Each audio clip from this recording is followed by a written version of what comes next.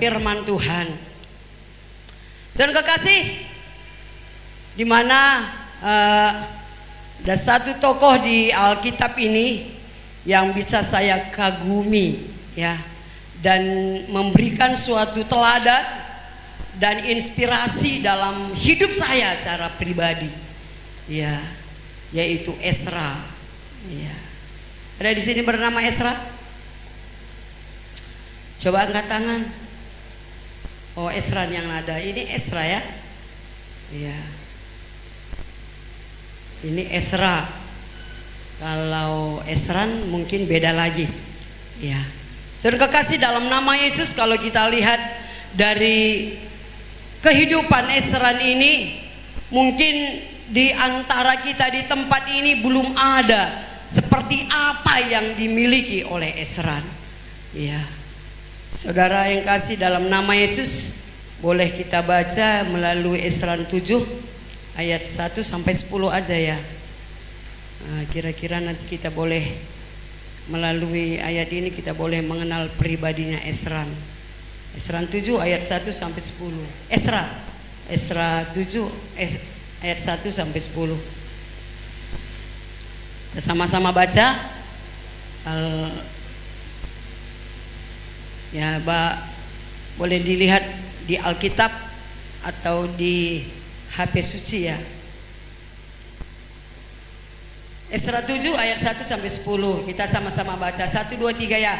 Kemudian daripada semuanya itu, pada zaman pemerintahan Arsasta, raja negeri Persia, maka berangkatlah Ezra bin Seraya bin Azra bin Hilkiah bin Salum bin Zadok bin Ahitub bin Amaria bin Azria dan Merayot bin Jeraya bin Uzi bin Buki bin Abisua bin Pinehas bin Eleazar bin Harun, yaitu Harun imam kepala.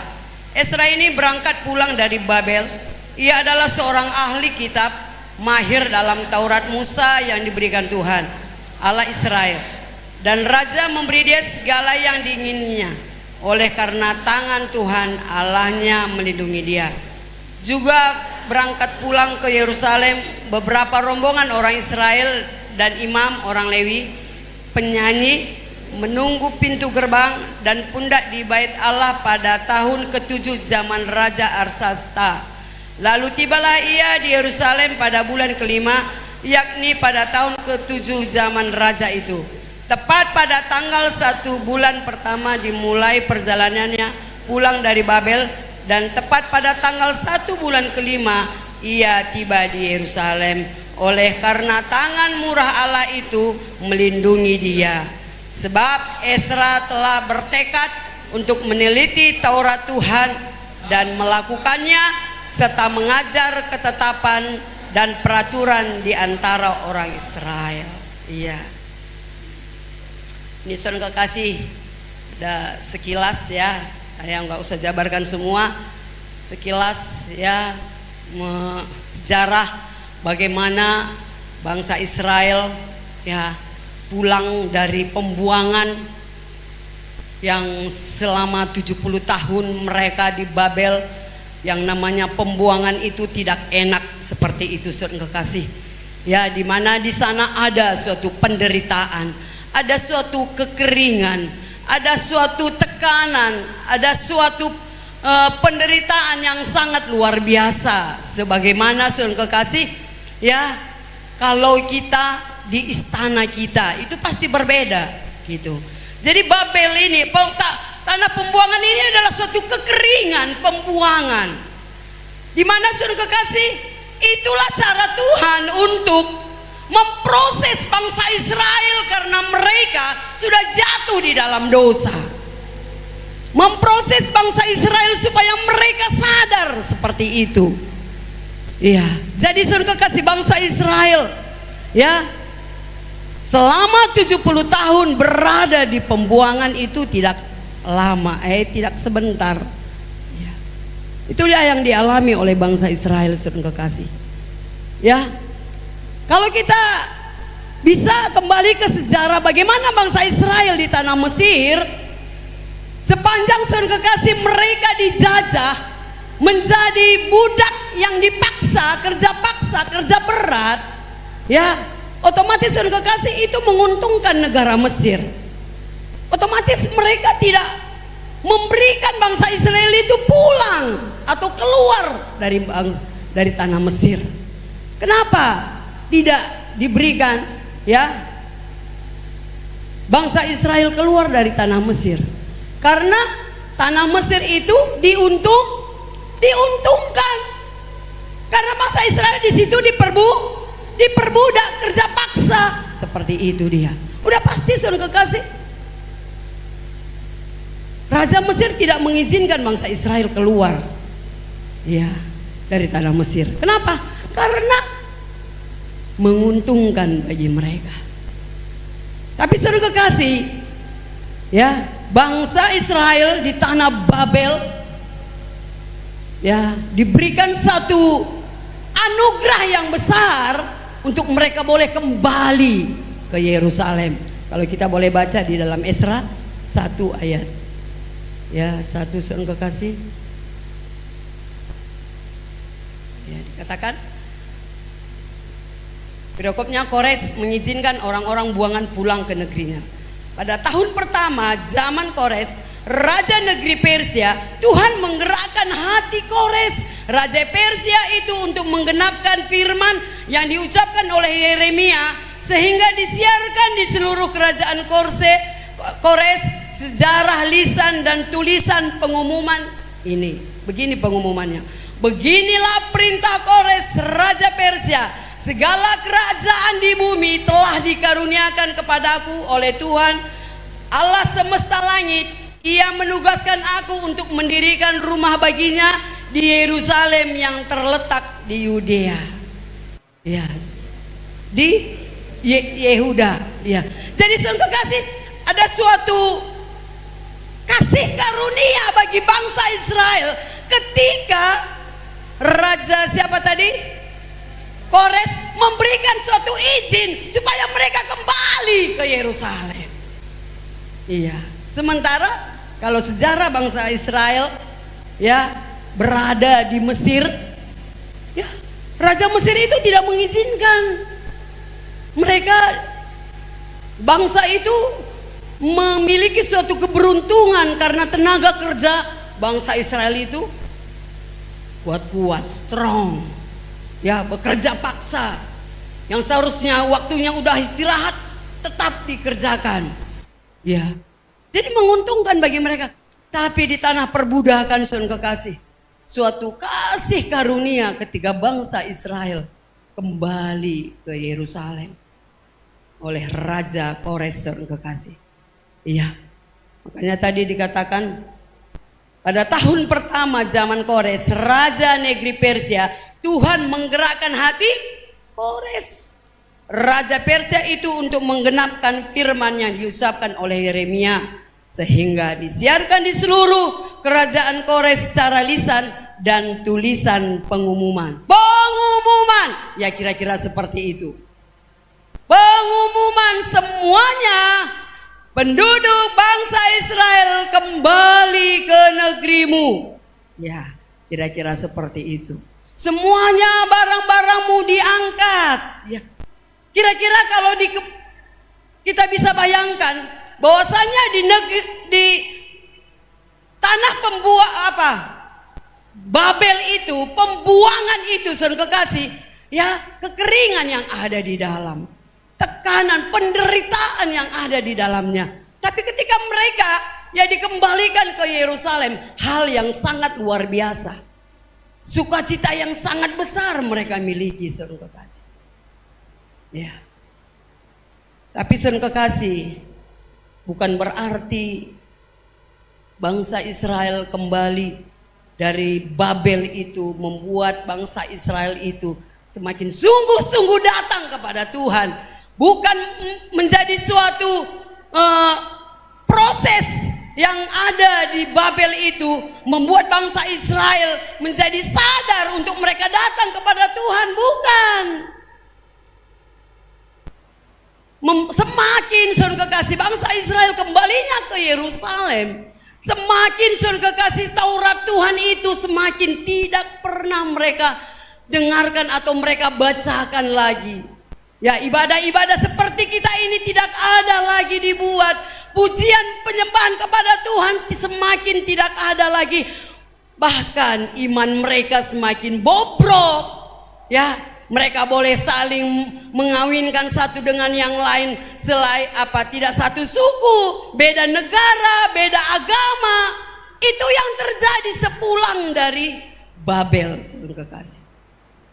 Sepulang dari pembuangan, keadaan bangsa Israel di Yerusalem semakin bobrok, baik karakter, perbuatan, baik iman mereka.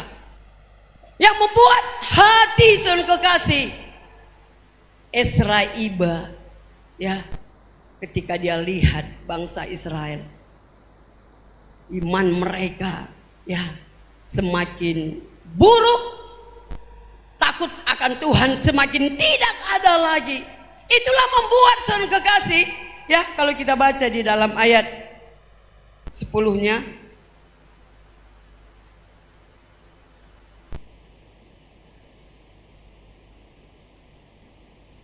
Ezra 7 ayat 10-nya dikatakan, sebab Ezra telah bertekad untuk meneliti Taurat Tuhan dan melakukannya serta mengajar ketetapan dan peraturan di antara orang Israel. Ya, sebab Ezra telah bertekad untuk meneliti Taurat Tuhan. Ya. Tekad itu gimana ya? Pengertiannya tekad, ya, kemauan yang sangat besar, tekad yang bulat, ya. Itulah alasan Ezra ketika dia melihat bangsa Israel, saudara kekasih, menjadi orang-orang yang tidak takut akan Tuhan, imannya yang begitu bobrok.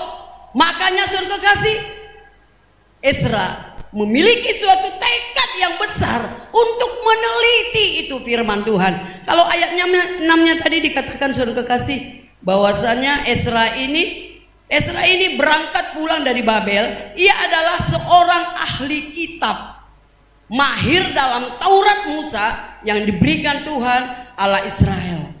Kalau yang dimaksud dengan ahli, ya, mahir dalam Taurat Tuhan, ahli kitab, itu adalah orang-orang yang tidak sembarangan kayak kita ini. Asal beribadah, ya, asal datang, asal kebaktian. Itu Ezra itu tidak disebut, ya, dikatakan ahli kalau dia tidak menjadi orang yang memiliki tekad besar belajar firman Tuhan. Itu Ezra. Makanya dia disebut dengan ahli, ya, pakarnya Tauratnya Tuhan. Dia sungguh-sungguh saudara kekasih, nggak seperti kita ini sekilas untuk membaca firman Tuhan. Dia meneliti, dia belajar keras tentang Taurat Tuhan. Ini perlu kita teladani, terkhusus lagi buat anak muda. Ya. Ezra ini, dia, kenapa Tuhan pakai dia? Nggak sembarangan itu, ya. Tuhan bisa pilih dia. Makanya tidak sembarangan juga disebut, ya. Ezra ini berangkat pulang dari Babel. Ia adalah seorang ahli kitab, mahir dalam Tauratnya Musa. Ya. Seorang ahlinya Taurat, pakarnya. Tidak disebut dia seorang ahli kalau dia tidak belajar dengan sungguh-sungguh. Tidak disebut namanya ahli Taurat kalau dia tidak memiliki suatu tekad untuk meneliti tentang firman Tuhan. Ya. Tidak sembarangan juga dapat dipercaya oleh Tuhan. Kalau Tuhan tidak melihat hati Ezra begitu besar, ya, belajar tentang firman Tuhan. Ya. Jadi saudara kasih kita kembali ke ayat 10-nya. Sebab Ezra telah bertekad untuk meneliti Taurat Tuhan. Meneliti itu kira-kira seperti apa? Ya, mempelajari lebih dalam lagi tentang firman Tuhan. Jadi saudara kekasih, ini ada 3. Dikatakan itu saudara kekasih, mempelajari Tauratnya Tuhan. Sehingga dia disebut dengan ahli kitab Taurat, pakarnya Taurat Tuhan. Kita tidak mau saudara kekasih belajar firman Tuhan. Kita tidak mau belajar ya menyelidiki ini firman Tuhan. Yang membuat saudara kekasih Ezra itu saudara kekasih memiliki yang 3 ini, dia memiliki tekad untuk mempelajari firman Tuhan, dan kedua dia memiliki tekad untuk menghidupi itu firman Tuhan. Yang ketiga dia memiliki kerinduan untuk menyampaikan firman Tuhan. Saudara kekasih, seberapa kita yang ada seperti Ezra ini di tempat ini? Seberapa kita rindu untuk mempelajari firman Tuhan? Seberapa kita yang rindu saudara kekasih untuk menghidupi firman Tuhan dalam hidup kita? Seberapa kita yang ada di tempat ini saudara kekasih memiliki kerinduan untuk boleh orang lain juga mengenal firman Tuhan? Itulah yang dimiliki oleh Ezra terhadap bangsa Israel. Inilah ya yang dimiliki oleh Ezra. Ketika dia lihat bangsa Israel yang tidak lagi ada kerinduannya untuk firman Tuhan, yang tingkah laku, karakter, perbuatan mereka yang aneh-aneh. Inilah dasar Ezra saudara kekasih menyelidiki firman Tuhan. Hatinya begitu hancur, hatinya begitu menangis melihat bangsa Israel yang tidak ada lagi hati mereka terhadap Tuhan. Jadi kira-kira seperti inilah hati Ezra saudara kekasih. Kalau tidak saya, siapa lagi yang membuat ya bangsa Israel ini datang lebih dekat kepada Tuhan? Itu kira-kira seperti itu perkataan Ezra. Kalau tidak saya yang rindu buat bangsa Israel ini dimenangkan untuk Tuhan, kembali kepada Tuhan, siapa lagi? Kira-kira ada kita di antara kita di tempat ini. Kalau tidak saya, siapa lagi yang memenangkan keluarga saya? Kalau tidak saya, siapa lagi yang membawa keluarga saya kepada Tuhan? Ada kita di sini, terkhusus kepala rumah tangga yang disebut dengan imam. Mari, siapa yang merasa imam di tengah-tengah keluarga? Mari, siapa? Tidak dilihat dari siapa sekarang ini keadaanmu, tidak dilihat sekarang ini siapa dirimu, tapi Tuhan rindu hati kita semua seperti Ezra. Rindu memenangkan jiwa, rindu menyelidiki firman Tuhan, menikmati firman Tuhan, rindu mempelajari itu firman Tuhan, dan rindu menghidupi itu firman Tuhan. Kalau firman Tuhan berkata di dalam Yakobus 1 ayat 22,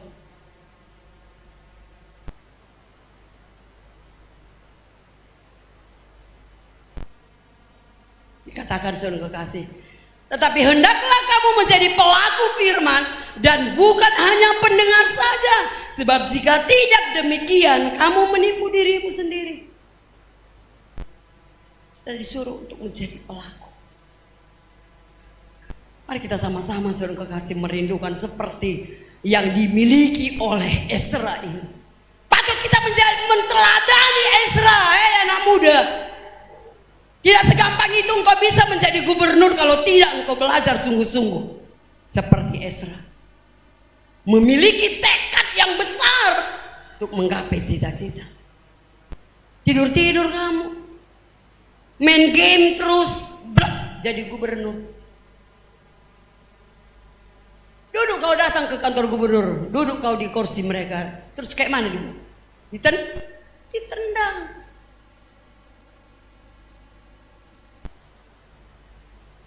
Gimana kerja keras Ezra? Memiliki tekad yang besar, meneliti firman Tuhan, mempelajari firman Tuhan. Dan dikatakannya, dia hidupi firman Tuhan ini. Mari saudara kasih. Berapa besar kita yang ada di tempat ini rindu akan firman Tuhan seperti es. Mau saudara kasih, tidak selamanya kesempatan juga boleh melayani Tuhan. Mari kita yang melayani Tuhan, ya, lebih sungguh-sungguh lagi di dalam panggilan kita. Ini Ezra. Tidak semuanya bisa melayani Tuhan. Bagi kita terpanggil untuk melayani Tuhan, mari teliti firman Tuhan, kita hidupi firman Tuhan, dan kita sampaikan kepada orang. Ini kerinduan Ezra buat bangsa Israel. Yang di sana tidak ada lagi doa, tidak ada lagi ibadah, tidak ada lagi persekutuan dengan Tuhan, tidak ada lagi pembacaan firman Tuhan. Maka Ezra memiliki tekad yang besar, memenangkan kembali bangsa Israel kepada Tuhan, mengembalikan keyakinan mereka, mengembalikan iman mereka kepada Tuhan, yang dimana selama ini mereka menyembah kepada berhala-berhala.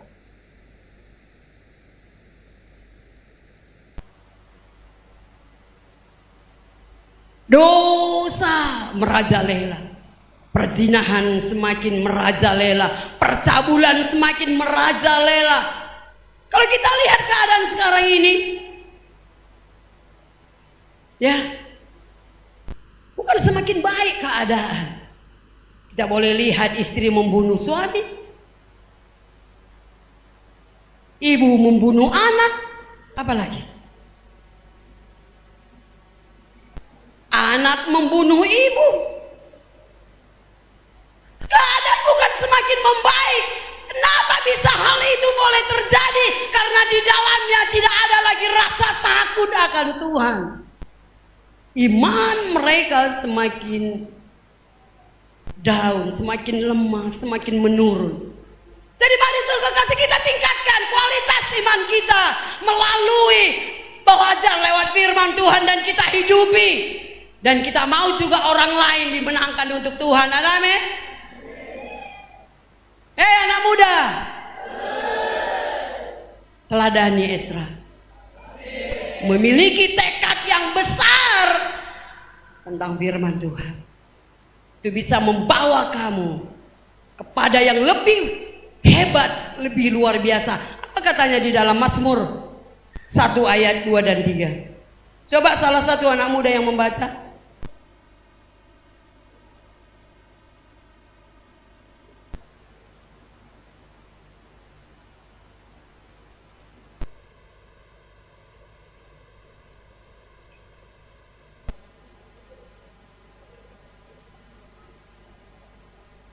Oke, salah satu anak muda yang membaca dengan lantang gitu. Mazmur 1 ayat 2 dan 3. 1, 2, 3.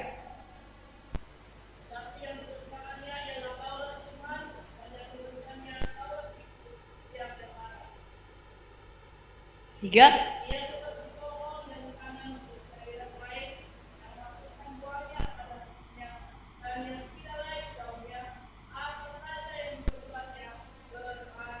Ada amin. Kalau kita tanya anak muda mau berhasil, tidur-tidur terus, main game satu harian, kamu pasti berhak. Iya. Sampai anak-anak kami ini nggak mau tinggal lagi di sini hanya gara-gara HP. Ya. Enggak lah, aku nggak mau lagi di sini, nggak ada HP, ya.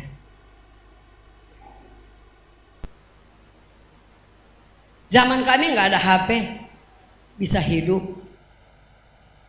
bisa pacaran surat menyurat, melalui kantor pos, pakai telegram.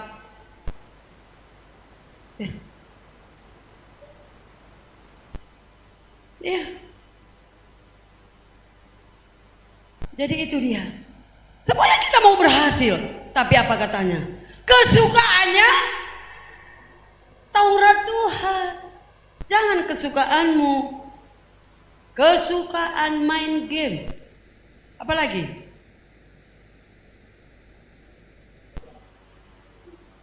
Kesukaannya tidur. Wah, anak-anak kami ini 2 trip tidur 1 hari. Pagi tidur, siang tidur, malam tidur. Apa enggak bengkak badan? Ya, kita enggak lihat siapa orangnya, siapa yang di sini merasa bengkak badannya. Ya. Ya. Kesukaannya Taurat Tuhan, anak muda, jangan ya.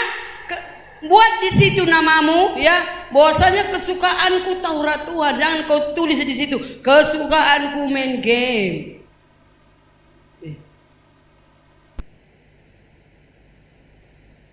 Bagaimana menumbuhkan engkau bisa menjadi kesukaanmu Tauratnya Tuhan? Ya.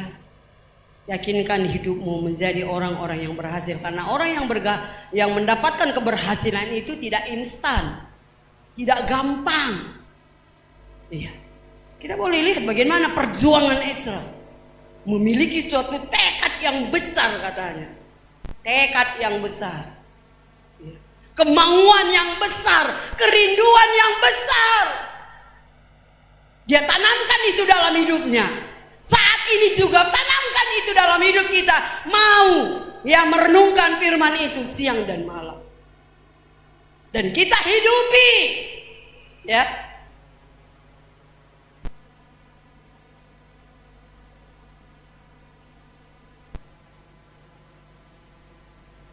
Sebab Ezra telah bertekad untuk meneliti Taurat Tuhan dan melakukannya. Ada amin? Dia tidak hanya mendengar atau membaca firman Tuhan, tapi melakukannya. Ya, serta mengajar ketetapan dan peraturan di antara orang Israel. Mereka menginjil. Dia memberitakan firman Tuhan. Tidak jalan di tempat. Halo, jemaat yang kami kasihi. Mau melayani Tuhan, menceritakan firman Tuhan ini kepada tetangga. Ya. Saya kasih kesempatan buat jemaat di tahun 2025. Kita lakukan ini. Ya. Sebenarnya sekarang ya kan? Ya, tapi saya kasih kesempatan tahun 2025, artinya kita punya program. Kita punya impian, kita punya rencana. Tahun 2025 ini menjadi suatu program kita ke depan. Ada amin? Apa tadi pertama? Belajar atau meneliti firman Tuhan. Kedua, menghidupi dan melakukan firman Tuhan. Ketiga, mengajar atau menyampaikan firman Tuhan, menceritakan, bersaksi. Ya. Yakin tahun 2025 kita pasti menuai. Banyak, ada pujian apa katanya? Banyak, artinya padi sudah menguning. Ladang telah menguning. Siap untuk dituai. Tahun 2025 kita akan menuai jiwa-jiwa. Ada amin? Ya. Yang mau jadi berkat. Ada amin?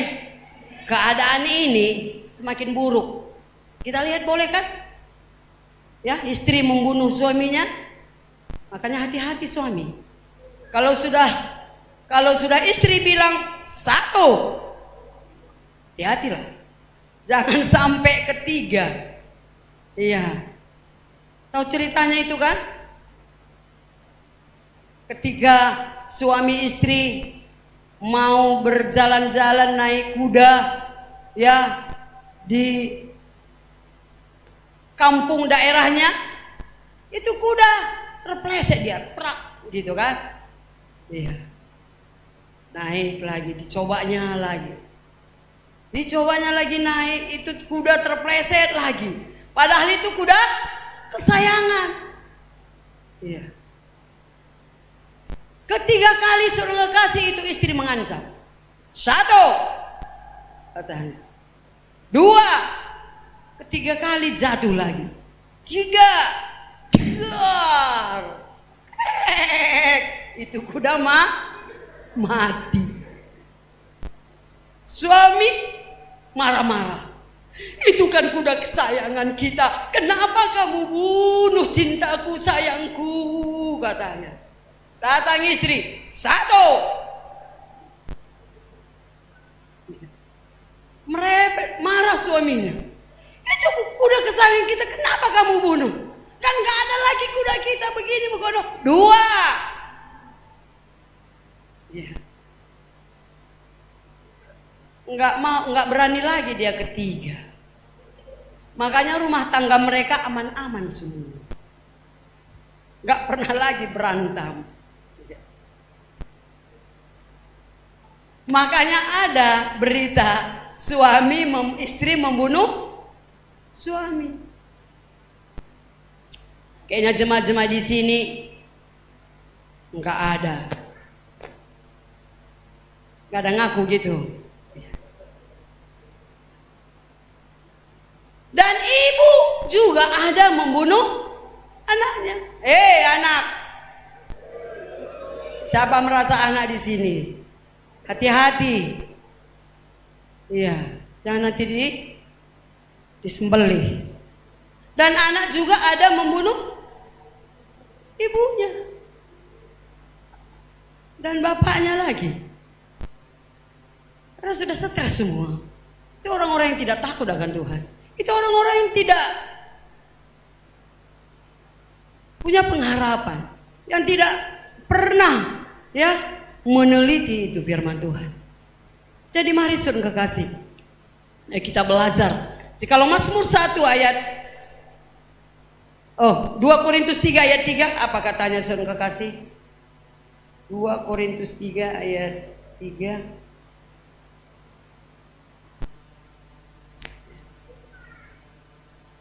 Dikatakan karena telah ternyata bahwa kamu adalah surat Kristus yang ditulis oleh pelayanan kami. Ditulis bukan dengan tinta, tetapi dengan roh dari Allah yang hidup. Bukan pada loloh batu, melainkan pada loloh daging, yaitu di dalam hati manusia. Jadi artinya kita ini adalah suratan Kristus.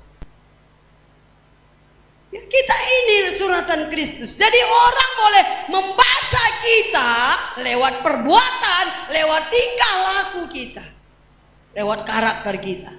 Jadi mari saudara kasih kita hidupi itu firman Tuhan. Ya. Itu Ezra saudara kekasih. Tidak sembarangan dia bisa menjadi orang yang dapat dipercaya. Ya. Tidak segampang itu menjadi orang yang dapat dipercaya. Halo? Ada amin? Ya. Saya pernah kasih contoh kepada anak-anak. Ya. Ketika orang lain, saya kekasih, percaya kepada kita, ya. Ketika Tuhan percaya kepada kita, saya kekasih, seperti ini keadaannya. Jadi saya pernah kasih contoh sama anak-anak. Ketika hilang kepercayaan itu, saudara kekasih, seperti ini keadaannya. Ya. Coba kita kembalikan seperti awal. Selebar-lebarnya kita gosok pun kayaknya nggak seperti yang tadi. Pasti ada bekas kusutnya.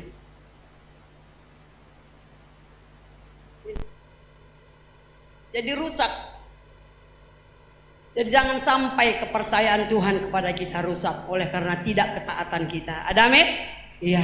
Jadi Ezra itu adalah menjadi orang yang dapat dipercaya lewat ketekunan yang dia miliki melalui Ezra 7 ayat 10 tadi. Dia memiliki tekad yang besar, tekad yang bulat untuk mempelajari itu firman Tuhan, meneliti itu firman Tuhan, dan dia hidupi dalam hidupnya, dan dia beritakan kepada orang lain, atau dia melayani Tuhan, menyaksikan kemurahan Tuhan. Hendaklah kita juga hal yang sama, sebagaimana Esra. Hendaklah kita saudara kekasih patut kita teladani apa yang dimiliki oleh Esra dalam setiap kehidupan kita. Ini firman Tuhan yang saya bisa sampaikan. Tuhan Yesus memberkati. Saya serahkan kembali kepada Bapak Gembala. Saudara, ini merupakan suatu cerita yang bersejarah bagi kehidupan bangsa Israel, di mana bangsa Israel itu ditawan oleh Raja Nebukadnezar. Jadi selama pemerintahan Yoyakim itu melakukan yang jahat di mata Tuhan. Banyak kejahatan yang mereka perbuat. Aneh-aneh semua, seperti yang jahat saat ini diperbuat oleh manusia. Dan akhirnya karena nubuatan-nubuatan melalui para nabi, dan termasuk Nabi Yeremia menyampaikan firman Tuhan kepada Raja Kores, dan sehingga dia mendengarkan, melakukan firman Tuhan, dan dia memberikan izin kepada bangsa Israel agar mereka kembali ke Yerusalem. Kembali ke Yerusalem dengan tujuan membangun rumah ibadah. Mau ngapain? Nah, pada waktu mereka membangun rumah ibadah, maka Esra itu dia tidak tinggal diam, dia belajar, dia meneliti, dia melakukan penelitian kenapa terjadi hukum atas bangsa Israel. Jadi kenapa bisa terjadi hukuman atas bangsa Israel? Karena mereka melakukan yang jahat di hadapan Tuhan. Jadi oleh karenanya, jemaat yang dikasihi Tuhan, mari kita saat ini dukung program untuk mengentaskan kejahatan di muka bumi ini. Jangan lagi ada yang jahat. Amin. Jangan lagi ada yang jahat. Jangan ada lagi yang suka melakukan perbuatan yang tidak terpuji, suka melakukan perbuatan yang tidak benar. Tapi mari kita berlomba-lomba melakukan apa yang benar di hadapan Tuhan. Nah, saudaraku, dalam nama Tuhan Yesus, pembuangan pertama itu yaitu kepada Raja Yoyakim. Kalau ayahnya sebelumnya dia melakukan apa yang benar di hadapan Tuhan, selamat. Tetapi anaknya, raja-raja itu, anak raja itu, Yoahas melakukan apa yang benar, tapi Yoyakim melakukan apa yang jahat. Ya, bapaknya baik, anaknya nakal. Itu nggak boleh terjadi. Dan akhirnya secara besar-besaran bangsa Israel ditawan, dijadikan babu. Ya, terjadi pada tanggal 10 Maret. Jadi 597 sebelum Masehi, sebelum Yesus lahir. Dan pembuangan kedua pada bulan Juli dan Agustus tahun 587 sebelum Masehi. Dan pada tahun 538 yaitu Kores Agung mengizinkan orang Israel kembali ke Yerusalem. Kita tak usah belajar tentang masalah hal itu. Yang kita pelajari adalah kita meneliti firman Tuhan. Kenapa ya kami terus di dalam masalah ini terus? Halo?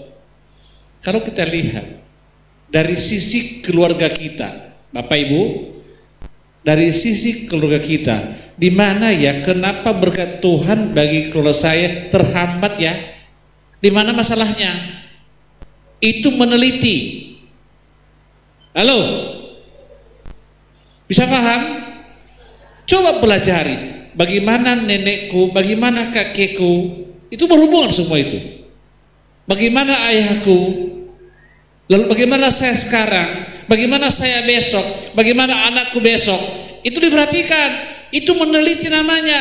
Ini si Esra meneliti firman Tuhan. Kenapa nenek moyang kami selama 70 tahun kami ditawan di bangsa di Babilonia, Babel?